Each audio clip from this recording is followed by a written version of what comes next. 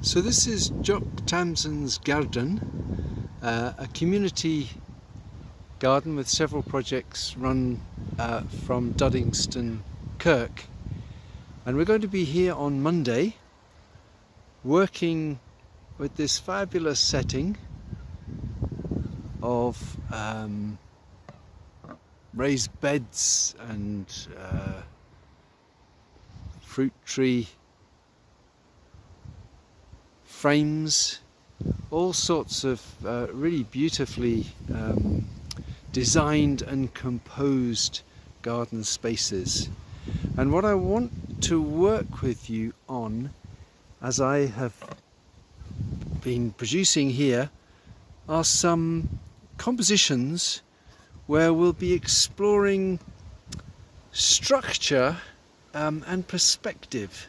And by perspective, I don't mean so much getting straight lines to work precisely in an architectural way. I mean more finding ways of introducing depth, foreground, middle ground and background to your compositions, so that when you come to put some of the figures that were produced in the studio into a composition, a garden composition, gardeners and workers and figures of that sort, when you come to put them into your composition of the garden setting, you'll be able to work with scale, big figures in the foreground, small figures in the background, and have the appropriate perspective or sense of depth in your background composition. So the process that I suggest we follow when we make our trip to the garden on Monday is one of beginning with some thumbnail sketches in charcoal on white paper. I did a couple there that I showed you at the beginning of the video. And that these thumbnail sketches be a way of identifying particular views, settings, where there might be a degree of perspective. So here I've got these sort of receding posts with the fruit trees in between them, and also one where there's a certain amount of depth. So it's rather nice the way the polytunnel is a light shape in the background. It even has its own sort of pattern and rhythm of trees in front. And as I've been explaining, the idea would be by creating a certain amount of depth, using perspective, things receding or scale, big things in the foreground, smaller things in the background, that will provide a setting with depth and with a sense of scale that will allow you to put your figures, maybe a large figure in the foreground and a small figure in the background, into that setting. So that's one possibility there. Here's a second one. This one is probably slightly more complicated. There's a certain amount of perspective with the edge of the raised beds and this nice converging set of seedlings in that box. It gets more complicated after that. And this point that I'm trying to make really that by doing these thumbnail sketches, you will produce some settings with depth and perspective, but also this will create a structure, something that the eye can follow around the image from foreground through middle ground to background. And that's something that can then be managed, manipulated in order to guide people's attention. So it's not so much about getting perspective exactly right. It's much more about organizing the composition, as I've been saying, into foreground and background, middle ground and background. In this particular example, as I say, it gets quite complicated. as well as the seed flower beds or vegetable beds in the foreground. There are some of these frames, and then there's a lot of complicated things in here. And so again, part of the task with a composition like this is deciding what to leave out. I've got a main sort of direction leading off towards the water and the tree. And so if I get too much in here, it's just going to add confusion. And that won't be what I want. So I'm going to develop this first thumbnail sketch into a study in colour. So I'm on some grey paper this time, and I'm going to put down the charcoal first and then probably fix it, spray it, and work into it with some pastel. So I'm using the side of a thick stick of charcoal because I just want to get some of these straight lines, the posts, as I've been saying, receding, so getting shorter and also getting closer together.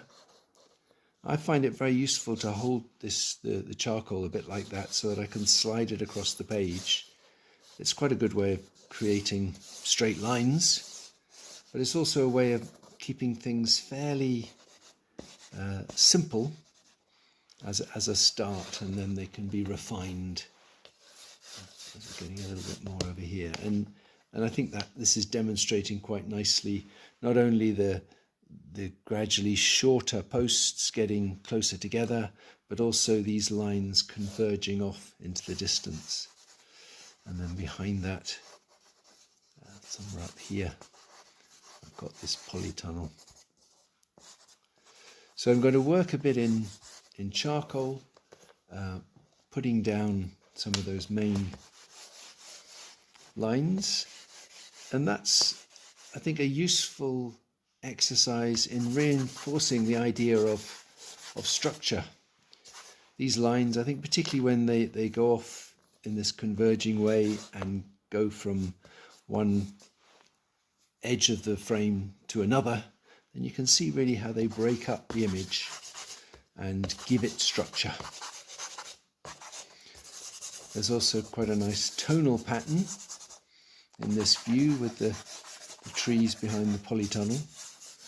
So I'm looking a little bit with my eyes half closed and just getting in some of those main tonal shapes.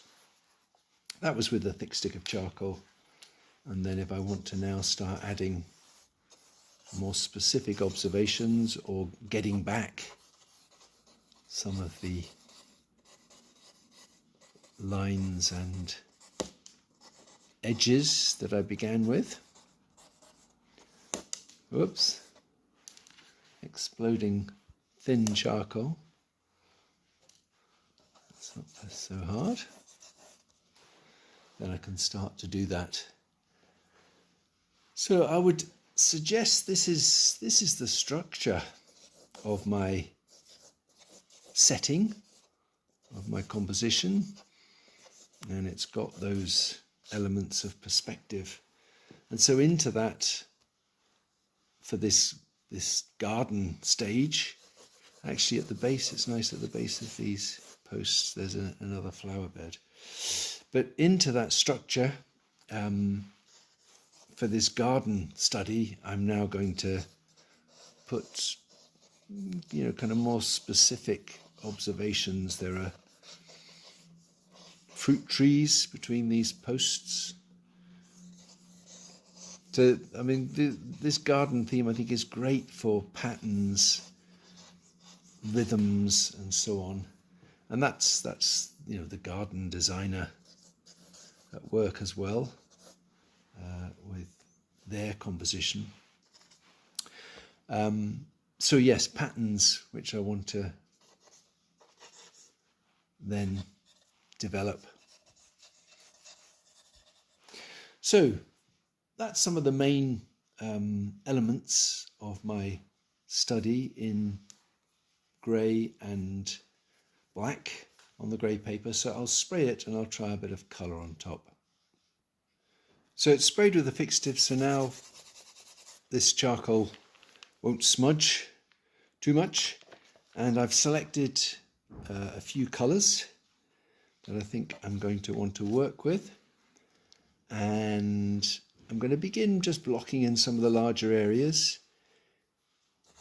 You'll see that I'm just hatching across those areas. For example, here there's hardly a lawn, but there's a kind of grassy surround to these flower beds and things. So just by hatching the colour on like that, I can block in and start to get a bit of a feel for how that's going to work. There's always a choice between smudging, which will sort of calm things down, spread them out a little bit, or building them up again and keeping them a bit more textured and lively. I might even keep the hatching in the foreground and smudge it in the background. I like the way there are these big trees over the back, creating quite a dark background. But that again is something I might want to smudge a bit. I could even put some charcoal into that, making some of these pastel colours darker. It can be good to combine them with the charcoal. They mix fairly well.